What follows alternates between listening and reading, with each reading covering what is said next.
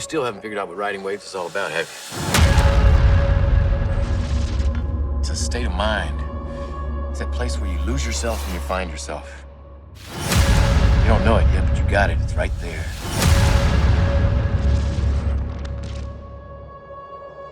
He'll take you to the edge.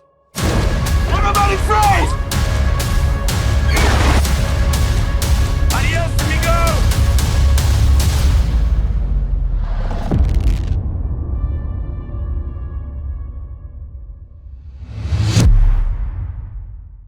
All right, the lineup is back, and we have nothing short of a surfing icon with us today. He is more than likely your favorite surfer's favorite surfer, hails from San Clemente, California, and he was the heir apparent to Martin Potter's radical approach to wave riding in the late 1980s. A true iconoclast, he turned pro and toured the world as a teenager, but ultimately carved his own path as one of the most mold-breaking innovators and free surfers in surfing history. His story has been chronicled in films like Addiction and Built for Speed, and his surfing stardom even broke containment in 1991 when he featured in cult classic Hollywood movie Point Break, which celebrates 35 years since its premiere. Ladies and gentlemen, with us today, San Clemente's Matt Archbold. Archie, thanks so much for coming on the lineup. Yeah, no worries. Thanks for having me. And where are we talking to you from today? You at home? Yeah, I'm at home. I'm outside because I couldn't find a good background in my house. It was, I don't know, it's kind of weird. Yeah, I just figured go outside. I got a pretty cool property here, so we got a pool and stuff. So I figured just hang outside since it's not that nice of a day, but got a little wind but yeah, we're outside my house. It's kind of nice. And are you down in Orange County still, San Clemente, San Juan area? I'm in San Clemente, yep. Right in the middle of San Clemente.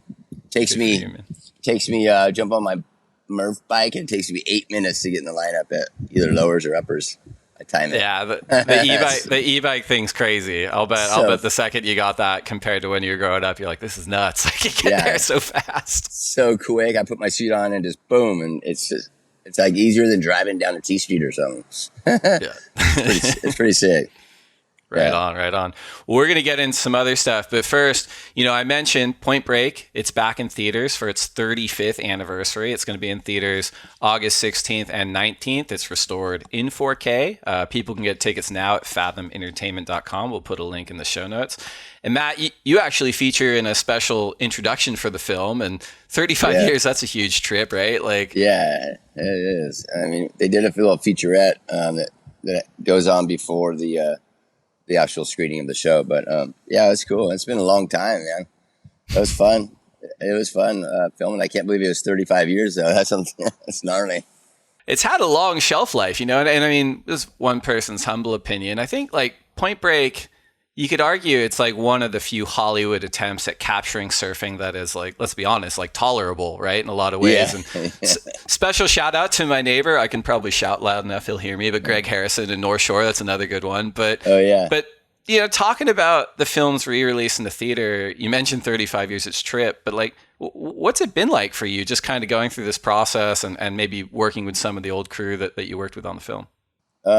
Yeah, it's a trip because everybody always talks about Point Break and it's how it's become this whole cult movie, like Swayze.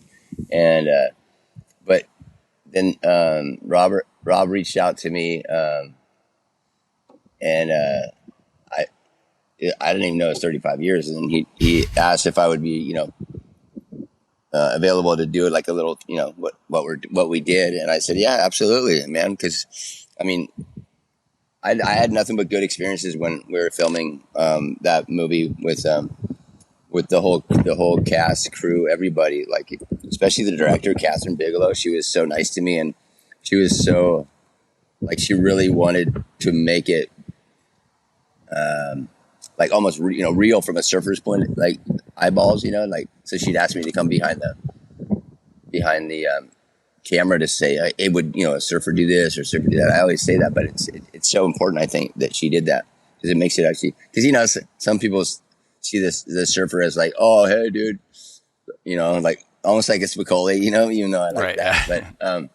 But she would ask me and then I would give her my honest opinion and it came out cool. I love it. Everybody loves it. Yeah, so it's fun. It's so quotable, and it's something we're going to dig into more in the segment after the break. But I wanted to get your thoughts on it as it relates to Point Break, because, you know, you could argue surfing for a lot of people, it's sort of a niche subculture. But then, you know, over the decades, there's been these different attempts at mainstreaming it for different reasons. You know, Gidget was an attempt. The Beach Boys was an attempt. The world tour, or the quote unquote sport, it's kind of an attempt to expose a version of surfing to a large audience. And with Point Break as a film, it's not centered on surfing, right? You've got the plot. It's got undercover FBI agent Johnny Utah, played by Keanu Reeves. He embeds himself with a gang of bank robbers led by Bodie, played by Patrick Swayze. And then the gang happens to be bonded by surfing. So that's part of Utah's experience going undercover. And you mentioned director Catherine Bigelow. I think they did a pretty good job of being honest to surfing as a subculture, which I do think is why it had like a long shelf life. And, you know, Matt, again, we're going to talk about it a little bit, but, you know, you've been held up as this paragon of what it means to be a core surfer. So I'm curious as to how you view Point Break's kind of core credentials. And, you know, do you have any other stories about maybe Catherine asking you about certain parts of the film as it relates to surfing, and anything maybe you said no to, or anything you said like, oh, that's dead on? Yeah, I wish I could remember all those.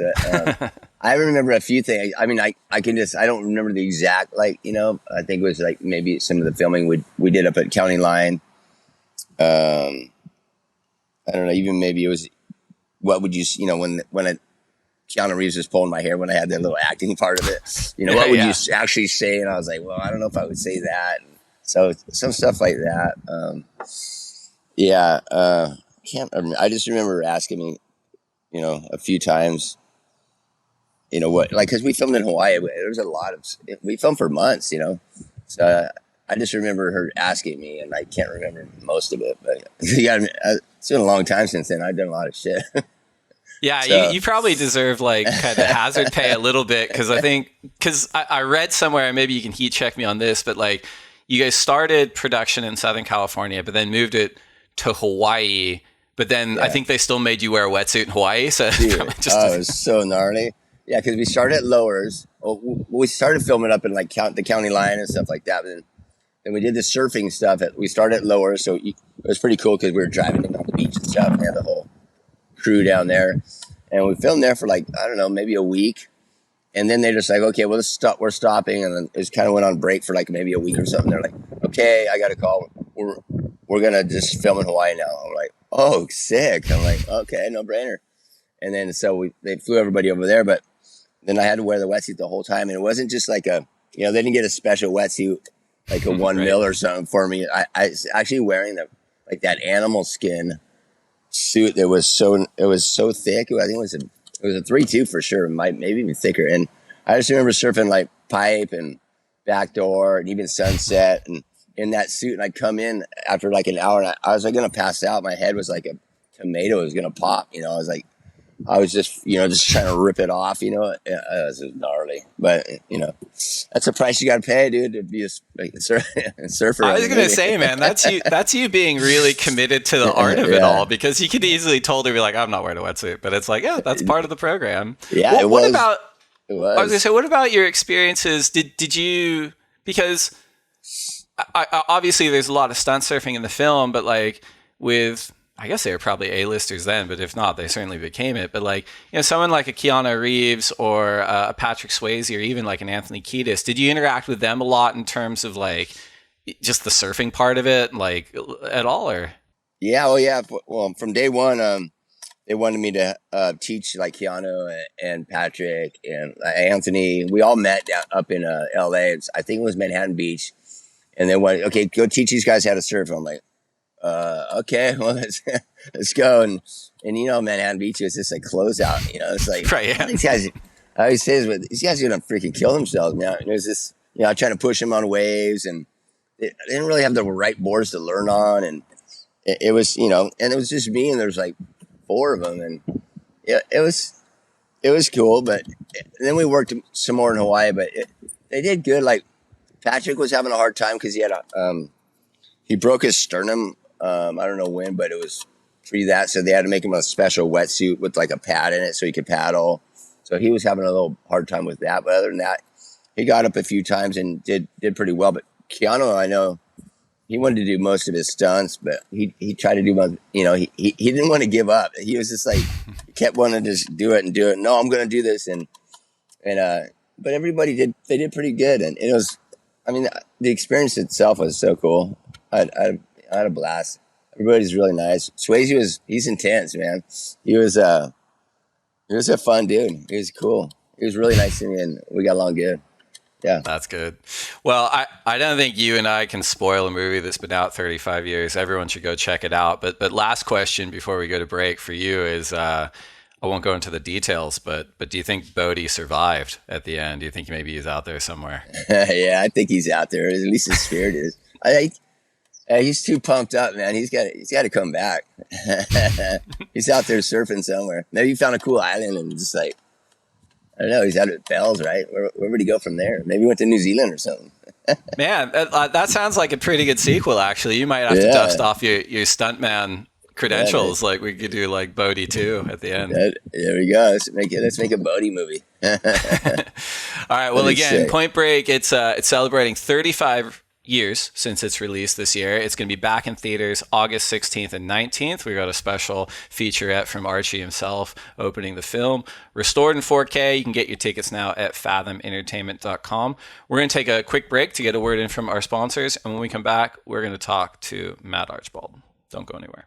Calling all movie fans, get ready to experience The Edge. Celebrating 35 years from its original theatrical release, Fathom Entertainment is bringing the acclaimed 1991 action thriller Point Break back to theaters nationwide across the U.S. for 2 days only, August 16th and 19th.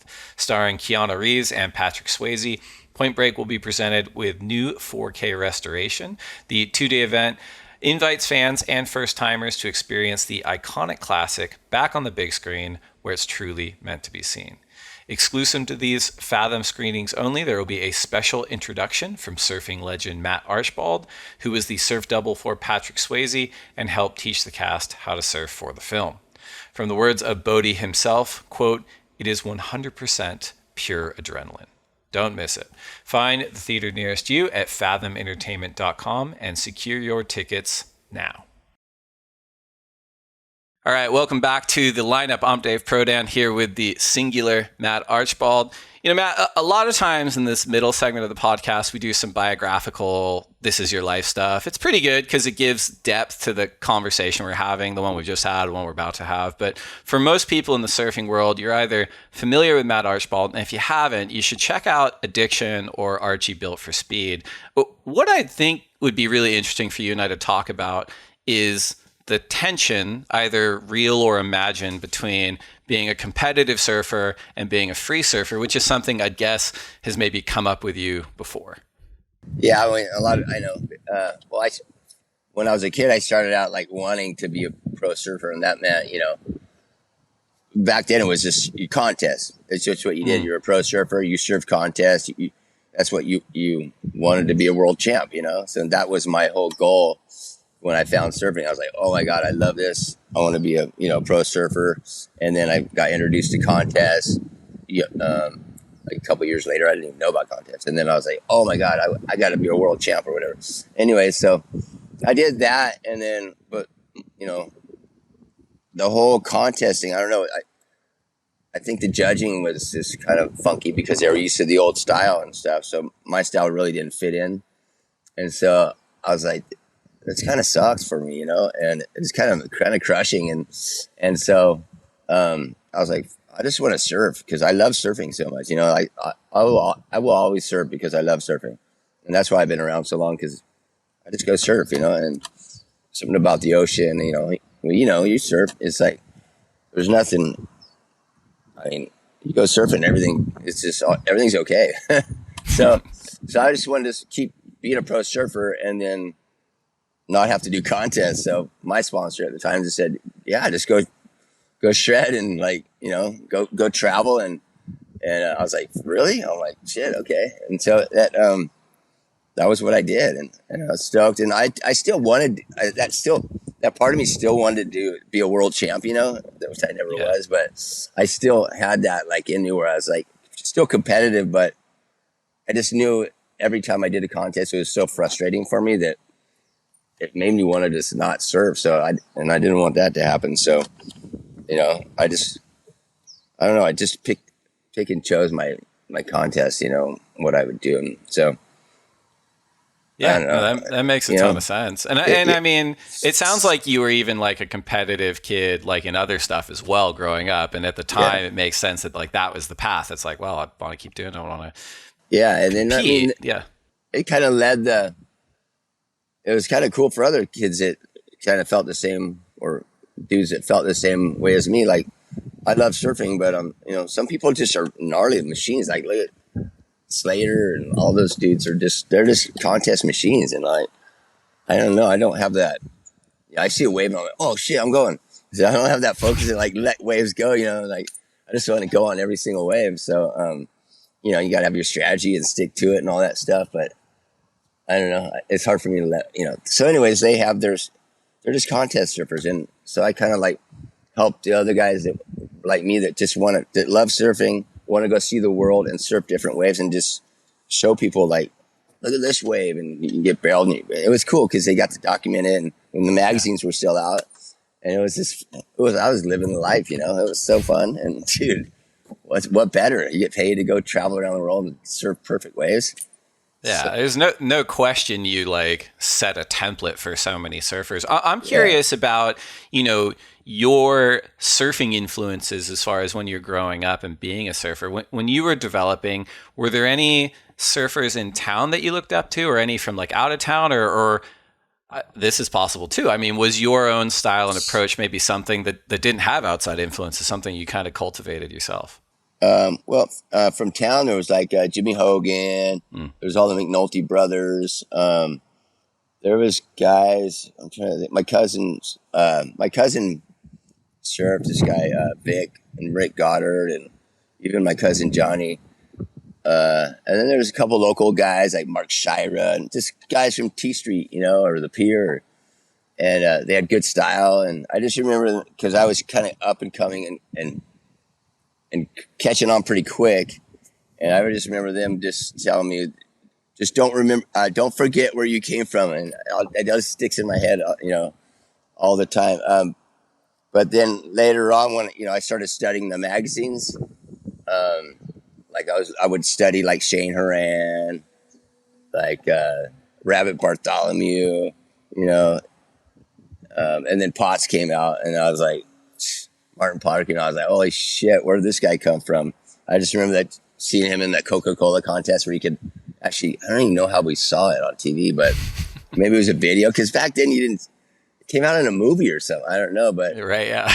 maybe I got on, I don't know, but I just remember seeing him for the first time and I was like, oh my God, he was just the next level, you know? He was like that 16-year-old kid that came out and just, nobody knew what he would do with him. He's just so much faster and just, he was doing stuff that nobody was doing. I mean, it was, you know, just, you know, he's seen old footage. So crazy. And I was like, oh shit, I want to be like him, you know? And so I just kind of collected. And then of course, Tom Curran came out and I just kind of collected what I liked about them and kind of tried to imitate that. But then it kind of just turned into my own style, you know? And I just know that everything looks better if you're going fast. So I just wanted to go fast and turn hard. So I just did everything, you know, use that outline to do all my stuff. Keeps it simple. I think that's maybe like the best way to do it though. Like, cause you can really like surfing, there's so many variables like boards and approach and there can be so much in your brain when you're surfing. And it's like, and when you focus in on like, I just want to go as fast as I can. I personally, like, I feel like I always surf much better. I'm curious. You said some of those local guys you looked up to said something like, don't forget where you came from. Like why do you think they told you that at that time? Were they just worried that maybe, you know, the world was going to take you and they didn't want that? They wanted to maybe keep you local? Well, I thought I took it like as like, don't get a big head, you know, don't think you're too cool. And like, don't forget where you came from, just a little beach, you know, and I like to think I didn't, you know, I like to think I'm a pretty down to earth normal guy that just loves to surf. And, like I always hung out with my I didn't always need to go surfing with another pro surfer or someone to be seen. Like my favorite thing is just to go surf with my buddies and be like a kook, you know, just yelling at my buddy, getting all excited. You know, he gets barreled, or even if he falls, and like you're like, you know, just be real, you know. And I see a lot of guys these days, and they're just like, nobody's even smiling, you know. They're like, look like they're grumpy almost. Like when I'm paddling around, I'm like a kid out there, just like all stoked to be surfing. And like, why are you so eggy, dude? Like, smile. You're in the water. Like, there's waves, and what do you want to? You know, I don't know. That's just my attitude towards it. You know, you should be stoked. I guess a lot of people just take it so serious that I don't think they can find the joy in it or so. I don't know.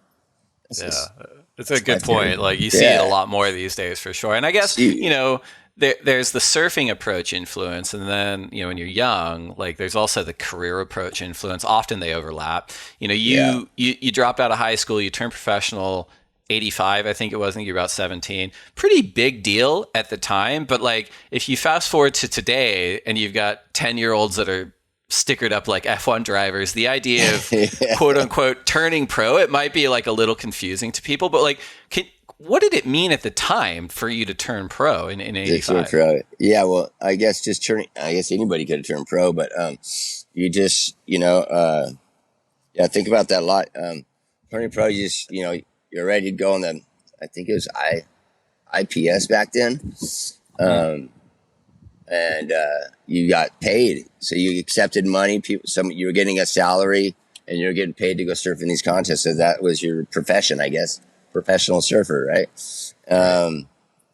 These days, I think kids get paid when they're not, when they're amateur. Yeah. I don't think. I think they probably do. Yeah, yeah, they can't. Back then, you couldn't, because I surfed the NSSA, and you had to be an amateur, right? That was a big difference. Yeah. So if you accepted money, and they found out, and you couldn't surf the NSSA contest. And the big thing back then was like, oh, I got to be on the national team.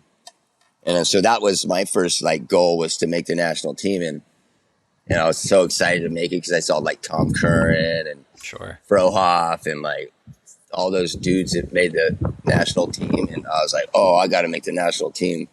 And I made the national team. And to tell you the truth, I wasn't that stoked on it. I was like, right. I don't know, you know, we went to Hawaii, and I just remember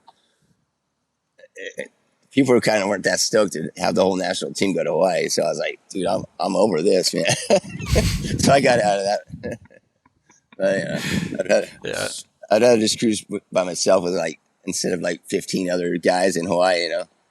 I mean, I guess that gets to that tension point a little bit, where it's like sometimes it's like a real square peg, you know, where you're like, this doesn't make a lot of sense. But you mentioned it before, right? Yeah. Well, I mean, you kind of, because you were so talented so young, in a way, you foreran your own generation, right? Because you're 17, you turned pro in 85, but you could also, I was looking at that timeline too, just from like our records, and it's like, there's an argument that maybe that window that you were on the world tour was the wrong time for the way you surfed, right? Because 7 years, it's 85 through 91, but this is before the CT. You know, the world tour, when you're there, is just such a grind. At one point, I think there's 25 events on the calendar, and they weren't gnarly. They weren't always held in the best ways. You mentioned Bugs before, but former ASP president Wayne Bartholomew flat out said, like, the judging had not evolved to where it needed to be to recognize the kind of surfing you're doing. So 91, it's your last year on tour. 92 is when the CT starts, aka the Dream Tour. Kelly wins his first of 11 world titles, and it's kind of this new chapter. So I'm curious, like 3 decades later, you're looking back at just the competitive part of your career. I want to talk about the free surfing a little bit more in a minute, but like, do you have any regrets about when you turned pro or how you approach competitive surfing? Or was it maybe more of the case of like, hey, it was just the wrong place at the wrong time, and you know, if I came along 7 or 10 years later, it would have been different. How do you kind of view that part of your career at the time? I think about that a lot. Like, should I have waited? And you know, and I always just think, like, I think God just told me to, like, dude, you got to go now, because I'm if I stayed around here too long, maybe I would have, you know, because I kind of got into some trouble later on in life. But maybe that I would have don't think I would have, but it could have been a possibility. So that's the only thing I can, because I really wanted to do good in contests, and so it kind of eats at me. We're like, dude, he should have waited a little bit longer. You know, but I think I did what I was supposed to do, because I got out of San Clemente. I traveled the world, and like, I didn't get stuck here, and that could have been a possibility, And so I just, and I wish I would have stayed with it and took it a little bit more serious, like the contest part of it.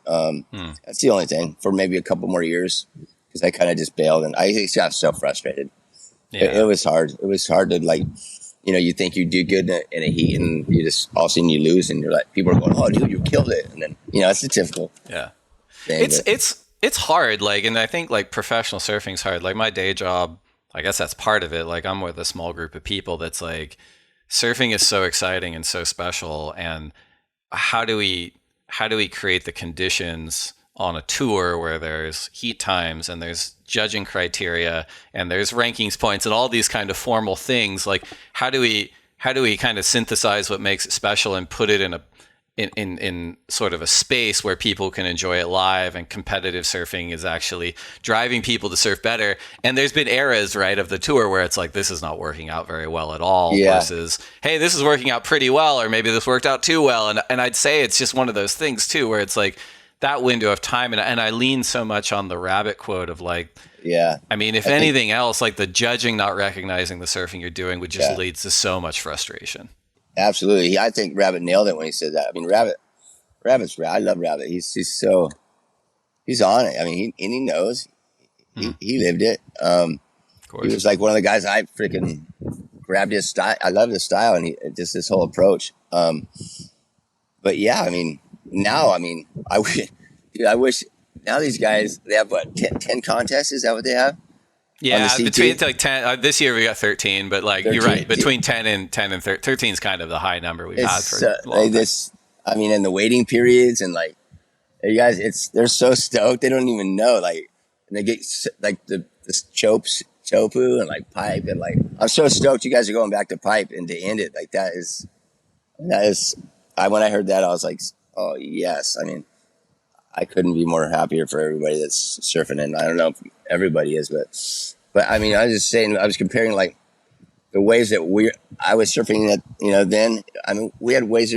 I remember we were at New Jima Island one year, and there was no waves, and so overnight they had to bring out these, like, bulldozers, and they had to create a sandbars just so there a little wave would come in. It was like maybe a foot. It was a killer little sandbar, but that's how small it was. There was no way. So, and that was it. You got to run the contest, Right. It wasn't, the waiting period. I mean, I was almost overlapping.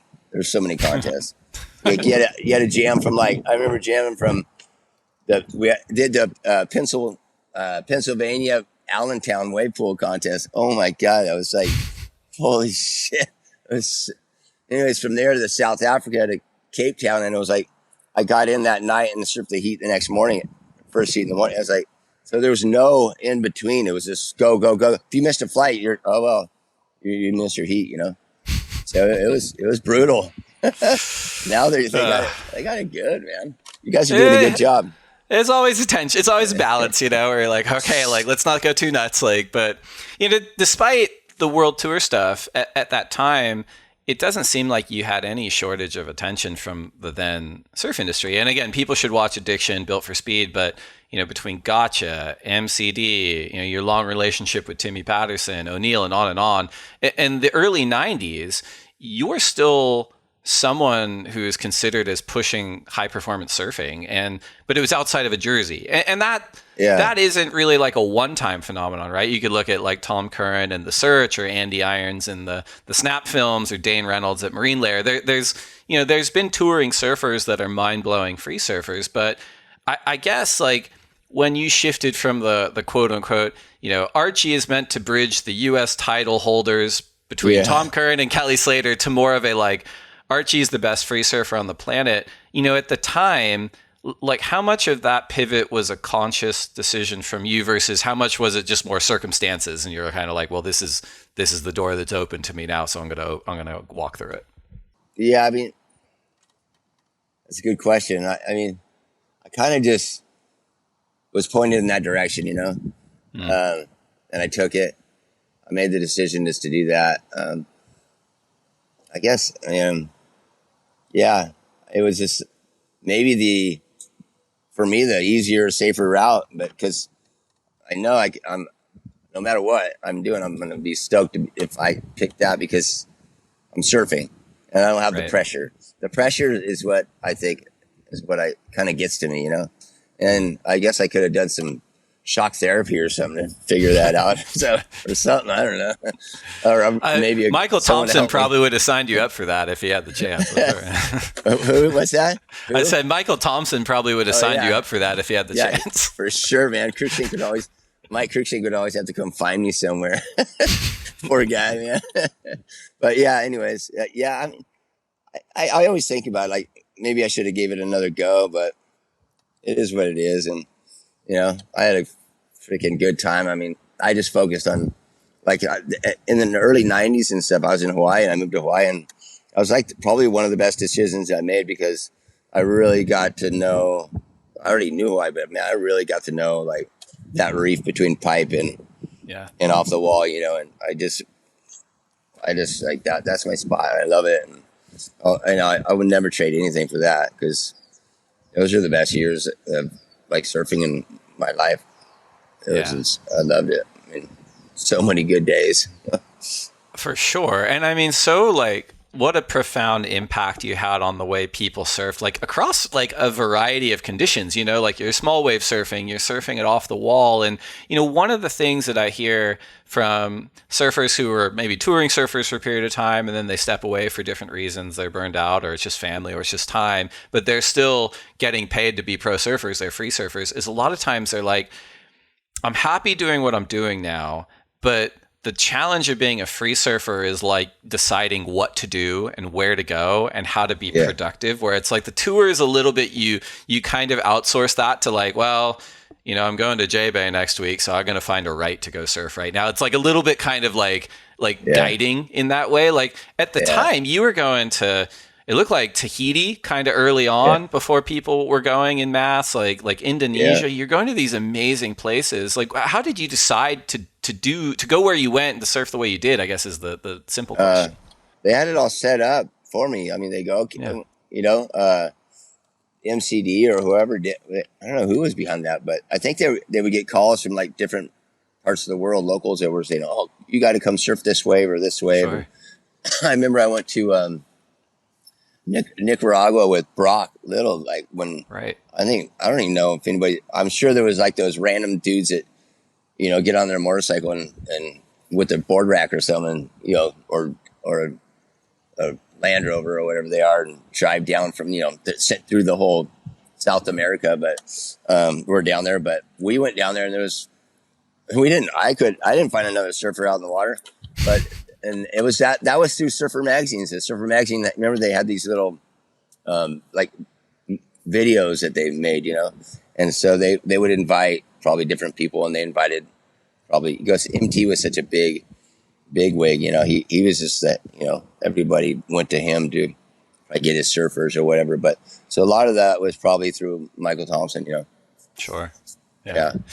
You've had an awesomely long and productive relationship with Timmy Patterson. Can you tell us a little bit about how you guys started working together and like maybe some of the boards that stood out to you over the years and I guess like what you guys are working on today? That's good. I've known Timmy forever. He actually used to, my dad used to have the Dana Point Pier down there and he used to rent boats down, these paddle boats, and Timmy was our neighbor, or his neighbor in Dana Point, and he would actually patch my dad's boat in glass, you know, because they were fiberglass and they would get dings or whatever in them. And Timmy was so good with resin even back then. And I think that I was probably 8 years old or something, but that's not when he made me a board, but that's how long I've known Timmy. And then he worked for Hobie I was riding for Hobie back in the day, and then from there I started riding Timmy's. He actually had it was called synthetic surfboards back then, and that was before it was this T Patterson. But then he started making my boards, and I can remember when we first made the logo T Patterson. He was like drawing on a piece of paper, and so we've had such this good relation. I mean, we used to just get like a 12-pack, and we'd go into the shaping room and like knock out like 6 boards for Hawaii or something. But I'd say a lot of my favorite boards were the Hawaii boards. He made these deep channel like swallowtails that were like anywhere from 6'1" to 7'4", 7'6" with double wing swallows, even some pintails, but with those deep channels. And those were badass, man. Those are some of the best boards I ever had. And I actually just remade one of those. I was surfing the Cosmic Creek, and he made this 6'5" like deep channel. They did a tribute to Timmy, 6'5" deep channel bottom. And that last swell we had was in June. It was pumping, and I'm like, oh, dude, I'm going to try that board. And so I went and grabbed it, and that board worked so good. So it's like, and that was back in the 80s, and he just remade it, and it still worked the same, but and glass on fins. And so I don't know if much has changed with just the thicknesses maybe and stuff like that, but we're still really good friends, and we're still working on boards like still. I mean, I just ordered a couple boards like 2 days ago, and he's still the same dude to me. He's such a good, talented shaper. He's just like a little mad scientist down there. He helps everybody out. Like he's been around so long. I've seen all the other guys that come around, and he helps everybody learn how to shape or gives them pointers. And he's just such a nice guy like that, you know. He's always willing to help the new up and comer, you know, which is really cool. There's a little, and there's a little parallel there, right? Like I mentioned, you know, you're more than likely everyone's favorite surfer's favorite surfer. Timmy's almost like everyone's favorite shaper's favorite shaper in a way, just because he knows so much. He's always kept his program like kind of intimate though. Like if you look at like the tour these days, it's like he's got Italo Fajera, who's amazing. He's got Al Cleland, who's amazing, but he's never really had like a gigantic team. And like he's worked with guys like yourself over the years, but it feels like he hasn't had to, because it's like he gets a good relationship with some really special surfers, and that kind of drives, you know, the designs that he wants to work on. Yeah. I don't know why he never, I know he's kind of, cause when he makes a board, he's got to check it out. He's got to have his hands on it. And so like for a mass production, cause I always think about like, why didn't Timmy just go, you know, mass production and with all these boards? But I don't think he can, because he's so particular about his he boards. Likes to be involved. Yeah. Yeah. He feels like he likes to do it his way, and everything has to be the way he wants the board, which I love, because I know I'm always going to get a good board. You know, you're not going to get like, who made this board? You know, the last one worked. This one, I don't even know who made it. It's like, you know, you have 10 ghost shapers or whatever, but it's Timmy. He's, you know, and now he's grooming his son Keone, and it's like and I actually got a board from Keone not too long ago, and it was like one of my favorite boards. It was insane. And then I ended up breaking it, of course, because, you know, you have a favorite board and you just end up breaking it right away. So, but what kind of quiver guy are you? Do you like to have like a bunch of options every day, or are you just like, I like having one or two and that simplifies things? Yeah, I have probably about 6 or 7. I have like swallowtails. I'll have a deep channel swallow. I have squash tails, and then I'll have pin tails. So I don't know, it depends on where I'm surfing and what I feel like at the moment. You know, they're all roughly the same. I don't have like, you know, little fishes or like, you know, twin fins or, you know, like fish. I don't know, weird. I always ride a short board. I never really jumped on like fishes to ride small waves. I always ride the same kind of, roughly the same kind of board, just changing the tails and maybe the concaves, stuff like that. Yeah. Or the width, the nose or something like that. But yeah. You mentioned, you know, throughout your career, you've had kind of ups and downs and some difficult times. Again, like I'd recommend people check out Built for Speed and Addiction. The stories are really, really good in there. But I'm curious, like, have you ever felt like you were surfing really well while your life is falling apart? Or do you feel like your life's got to be in a good place for you to surf well? And if you did, like, did that kind of teach you anything? Well, my life's falling apart, and unlike when it was, or thought it was. Well, I guess it was, but I wouldn't be surfing at the time just because I was just kind of in a bad place and not thinking straight. But then so if I'm surfing like where I should be at all times, then I'm doing good, and Yeah. and it just I don't know. Surfing's pretty much saved my life, It's just that and a good wife, it's just like if I always think it's weird because if I'm things aren't going right, or I'm not doing right things in my life, surfing, it seems to not do, when I'm doing right, living right, my surfing it shows. Like right. I surf a lot better. For some reason, it's just, I guess it's just that, you can more focus. You don't have all this outside like noise coming in, like, you're in your heart, you're doing good. And so it just shows in your surfing where you can just everything's flowing, And That makes a lot of sense because people like to argue like is surfing a sport or an art. I kind of think it's both, but like on the because obviously it's really physical, you can make a competition out of it for sure. But like on the artistic side, I think because like you can see this in like musicians or sort of like painters or anything like that. It's like whatever's happening in their life or however they're feeling, it does get expressed through the art in a way. And I think surfing's really similar. Absolutely. I agree with that 100%.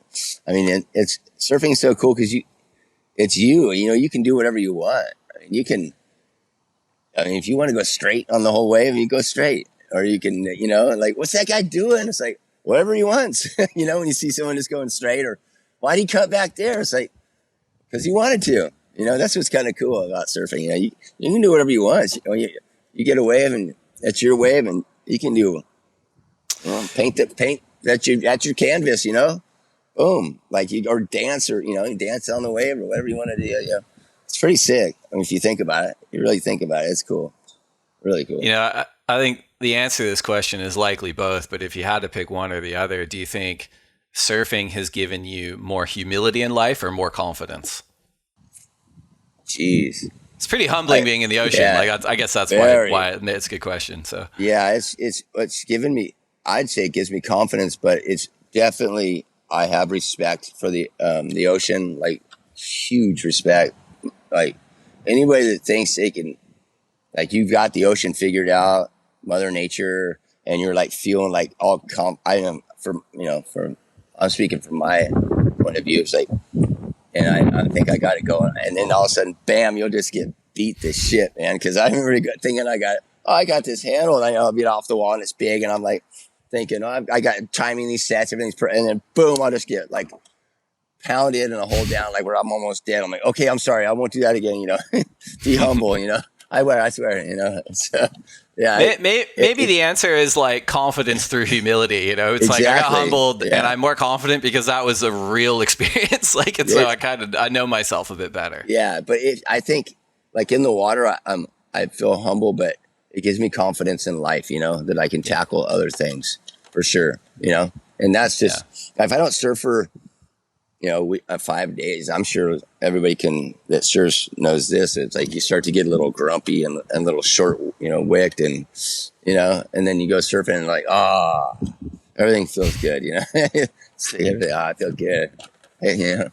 I like that answer. Yeah. We're gonna take one more quick break, and when we return, we're gonna wrap up our conversation with Matt Archbold. Don't go anywhere.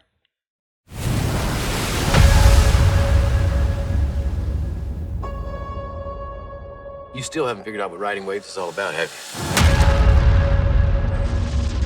It's a state of mind.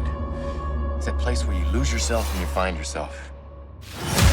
You don't know it yet, but you got it. It's right there.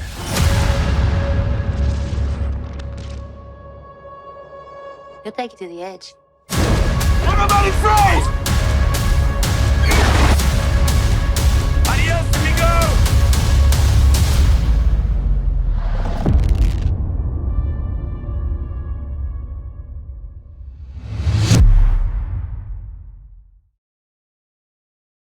All right, welcome back to the lineup. I'm Dave Prodan here with the one and only Matt Archbold. So Archie and I, we're talking. It's Wednesday, July 22nd. The episode airs next Tuesday, July 28th. We will be in the midst of the Lexus US Open of Surfing presented by Pacifico at Huntington Beach. Matt, HB and I'd imagine events there, it's something that you're pretty familiar with. What were your experiences competing at Huntington like back in the day?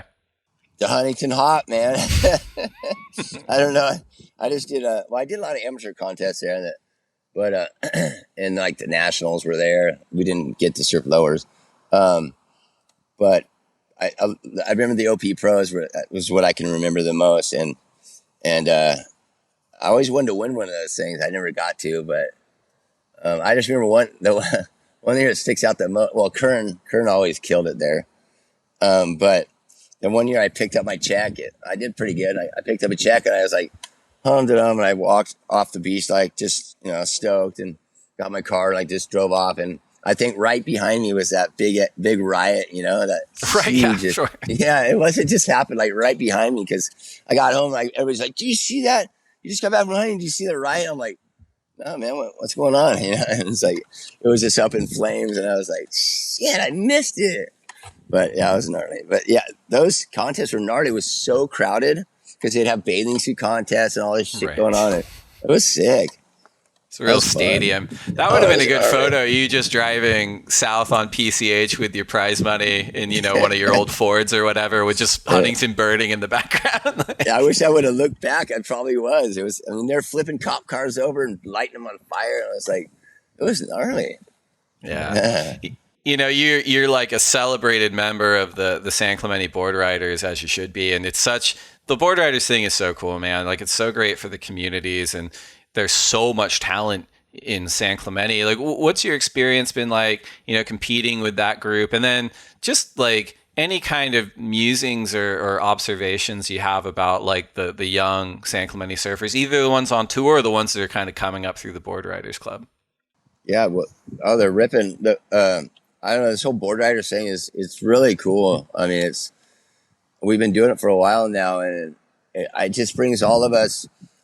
There's a gap between say my age and the younger kids that I see surfing. It's like we never really talk. I don't know if they're afraid to talk or like they're just so serious in the water or whatever. But now that we have these board riders events and stuff, now we all get to know each other. Brings all the families together. And then, when we're doing these board riders, like, say we go to Creek or wherever we're going, and you see all your old buddies from like, you haven't seen in years that you used to compete against, but now you can actually talk and you're like laughing and hooting at each other in the water. And then you meeting their kids and, their wives. And it's just such a good vibe that I love it. I think it's so cool. And I think it's so much needed. And it's just the whole vibe is so different, just mellow and just like it's cool. You can, and it's a good, you're going against your other, the other town, but in a fun way. It's not like, oh, I hate those guys. You're just like, yeah, dude, you guys did good, but we're gonna kick your butt and trash talk, but like in a funny manner. Yeah, it's true. It's like, 'cause surfing's such a solitary activity, right? Like if you want to do it 100% by yourself, you easily can. But so humans being kind of social creatures, like we all want community, and it's like board riders feels like it blends that so well. Where it's like, cool, like this creates like a mechanism for me to like engage with other people, and as you said, different generations. It's a really totally. Cool. And then you get to meet the Groms, and then now I'm like surfing with the Groms, and then you get to meet the Groms from, like, say, Santa Cruz or the Huntington ones or Ventura or Encinitas. And there's so many. And it's cool. And everybody's just, and it's just, and then the Groms get to meet the older guys that have a different outlook on, like, maybe they can ask them some advice or something, or the Groms can give, like, us older guys advice, on, like, how to do a new maneuver, or I don't know, whatever. It's just, it opens up that communication gap, Definitely. And it's cool. And then they can, like, my big thing is the Groms need to know the history of like where they're at and how, like, how that surfing got there, And I think that's been missing for a little bit. And I just think they need to do, and it's supplying them with the knowledge of how you even got to this point, Yeah. And it seems like the ones that are kind of students of like, the people that came before and the surfing that came before and the boards that came before end up doing so much better because they've got that depth going on. Yeah, exactly. Yeah, it's cool. Yeah, you know what I mean? Yeah, that's rad. Yeah. So, and the whole board, right? Yeah, I love it. I think it's cool. I look forward to those contests, and it's cool because we get to end at lowers. I mean, come on, finally get a contest at lowers. There you sick. go. Yeah. So we've talked a little bit about it, but like in 2026, like what does a typical week look like from at Archbold? Surfing as much as you can. We talked SC board riders. I think actually you and maybe your son Ford are surfing in the expression session at the September's kind of Lexus Trestle CT event. There's Archy's Garage. Like how do you kind of occupy your time these days? Well, I'm doing Archie's Garage. I'm doing, we're doing on products like hats and shirts and sweatshirt, clothing. I'm even doing a pad. We got Archie's Grip now, the traction pad, which is cool. It's coming out in September. I got samples. I okayed everything. I have two riders. I have Taj Lindblad and I got Sawyer Lindblad. Actually, Sawyer just won that last contest on one of her signature pads, the Sawblade pad.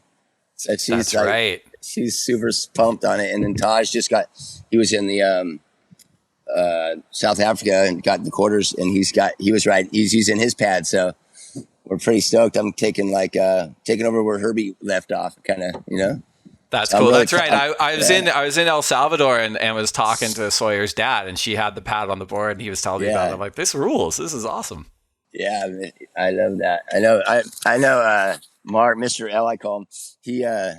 He's like my lifetime rider. He's always wearing my shirts whenever I always see him like, dude, yeah. He's always got he's my lifetime team rider. He's a team for life. He's like so loyal. I love it. That's really cool. So a typical day. I mean, a week. I surf as much as possible. We have I have this property here. And we have 4 rentals on it, and so I'm like a maintenance guy pretty much for our rentals, mainly in the summertime, spring. And then any chance I'll go surfing, of course, but any chance I get, I'll go down to my garage and I'll I work on my cars, or like I have this new 59 panhead I'm building. So I'll do that, work on that for a little bit. Just stay busy, stay creative. Busy. Yeah. Wrenching on things. Always. I'm always busy. My wife just goes, don't you ever stop? And I go, no, man, you can't. My dad said it's the kiss of death. You stop moving and it's the kiss of death. And he just retired and he's 83. Yeah. So good for him and good for you, man. We're lucky you never stopped because we still get to enjoy you ripping. Before you go, we put out a feeler for questions from folks at the Lineup Pod on Instagram. We got a lot for you, but we've whittled them down to 3. First question is from @Guto Arakai, who asks, what do you think happened to surfing's hardcore punk rock reputation that seemed much bigger in sort of the late 80s and early 90s? Geez, I don't know. I think everybody got too serious, maybe. I don't know. I would say everybody got too serious and kind of, that's about it. Probably everybody took it to another level of seriousness and kind of jockey thing. That's what I think. That's probably the answer, and it goes back to what we were talking about, right? Where it's like, I don't know. Sometimes it feels like the surfing industrial complex has like a little insecurity in the middle, and they want to be accepted by the mainstream. And the way they think to get there is like, well, we'll mimic all these other mainstream sports, but then you're like, but you lost all the stuff that was cool, like on the way. Like you can have a sport or you can have a movie, but like you got to be true to what like people like about it for it to work. You can't change that much. I mean, you got to have the characters in there too. You got to have your guys that you like, oh, what's that guy doing? What's he thinking? Yeah. All right. Second question from @Brian_McLeod, who asks, what is your favorite Social Distortion song? That's it. I like, probably Mommy's Little Monster for sure. It's a good one. Yeah. Mommy's Little Monster. That whole album.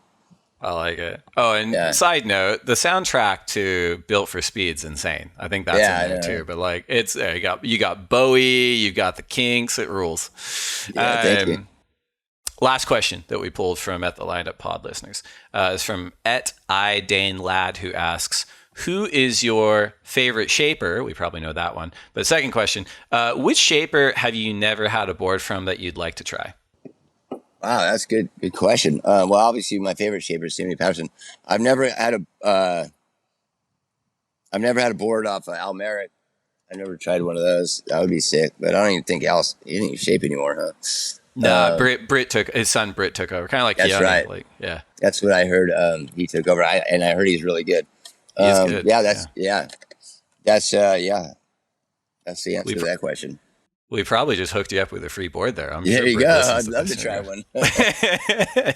That never It's gets sick. old, right? New boards Yeah, never get old. You're like, no. I'm like, oh, when I get a new board, I'm like, oh, it's like it'll never change. And I'm like, you just get so stoked. And it's like you want to get out there and surf more, and I love it. That's what's cool about surfing. Thanks to everyone that sent questions in at the Lineup Pod. We're now down to our final segment, Archie. This is the lightning round. So these are 10 questions for you to answer as quickly as you can. First question. If you could only have one board setup for the rest of your life, single fin, twin fin, thruster, quad, bonzer, or finless, which would you choose? Thruster, for sure. Coffee or tea? Coffee, 100%. Burrito or pizza? Shit. Pizza.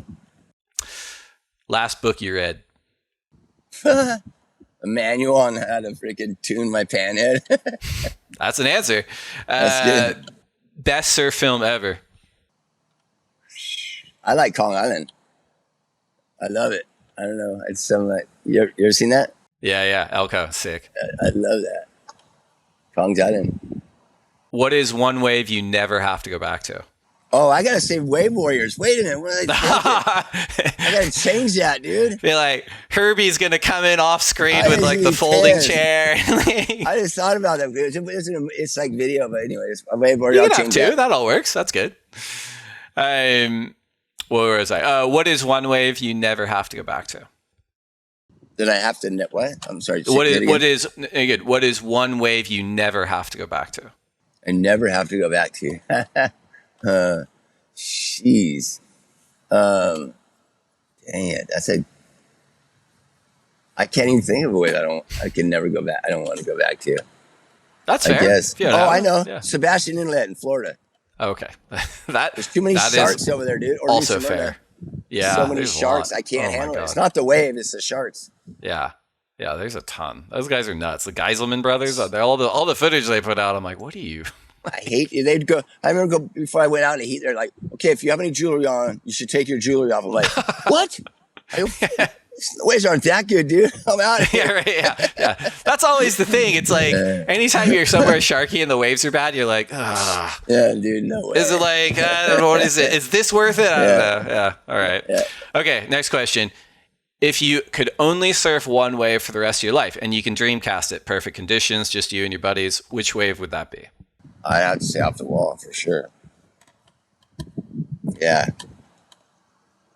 Best person to share a lineup with? Geez, I don't know, man. Best probably Herbie. I love surfing with Herbie, dude. He's so rad. Yeah. Or my son Ford. Worst person to share a lineup with? Oh man. Shoot. Who always paddles around me? I don't know. I guess that's a hard one, dude. I can't even think of it. No one should be paddling around you, Archie. I'll put it that way. But I people, get it I'm all sure the people time. do. Yeah. Can I just say the Groms at Lowers? Oh, you can. Yeah. No. And the homeschooled Groms, they need to go to school. Like Yeah. 10 Yeah, no o'clock. shit. 10 o'clock on a Wednesday morning in October. I'm like, what are you doing out here? I do. I go, what? Go to school, man. Well, we're homeschooled. Like, where are you going to find chicks and stuff then? You guys, you're idiots. Man, I know that is that's an example of maybe going a little too far. One of the things I joke about at work is I'm like, we're going to put public school requirements back in for WSL membership. We're going to solve this problem or something. Good idea, man. I'm backing that one for sure, Dave. 100%. We need truant officers too. I'll be one. Yeah. That would be the best. Archie's the truant officer, man. I'm signing up. Where do I sign up, dude? And 80% of San Clemente families just like punched the screen when they heard me say that. It's sure. It's not definitely happening. We're talking about. Don't worry about it. Last question. Yeah, soon. Last question. Finish this sentence. I will next achieve a state of happiness by going surfing. It's a good answer. Archie, man, thanks so much for coming on the lineup. This has been so much fun. Congrats on everything, man. Congrats on still ripping. Congrats on 35 years of Point Break. We'll put all that info in the show notes. And yeah, man, I look forward to catching up soon, and can't wait to see you surf at the Lexus Trestles Pro in September. Yeah. Will you be down there? I'll be there. We'll catch up. Oh, sick. For sure, man. All right.